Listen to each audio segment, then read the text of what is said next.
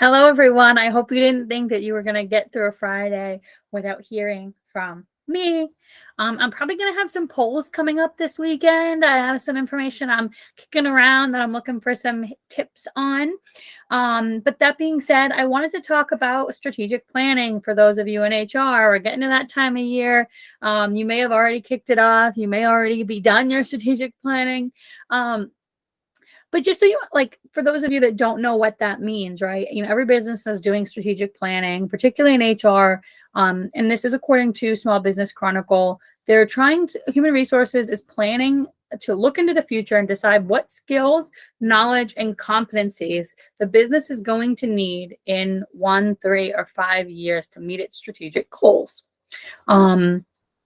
So this can be any number of things, right? How are we going to upskill our current talent? How are we going to handle the the large population of people that are going to be retiring in the next few years? So succession planning. How are we handling the position that is revolving and that we're losing talent on, or that we don't have people to fill? How are we upskilling and growing individuals? How are we attracting talent? What kind of training and development are we offering, and where are those gaps?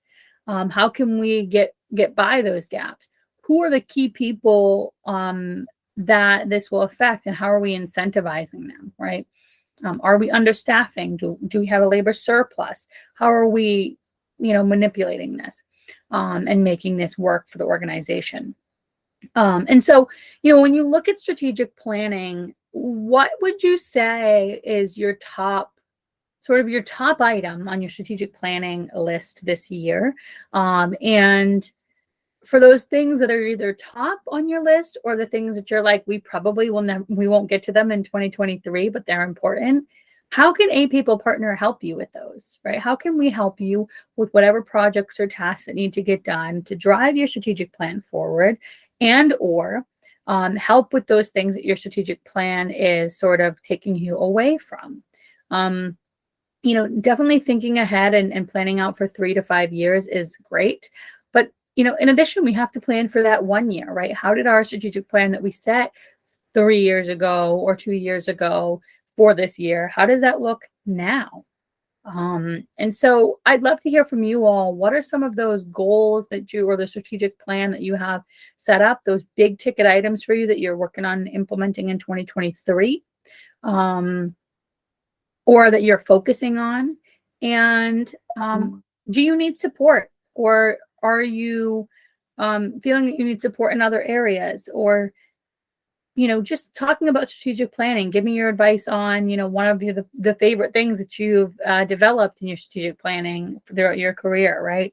I'd love to hear about your successes, your goals, your accomplishments, your achievements. Everything's welcome on this post, but thought it would be great to talk about it. And if you're an individual, you can sort of do, some strategic planning. If you're a solopreneur for your business, but also if you're an employee, right? How do you want to grow and develop this year, 3 years, 5 years? How do you want to upskill?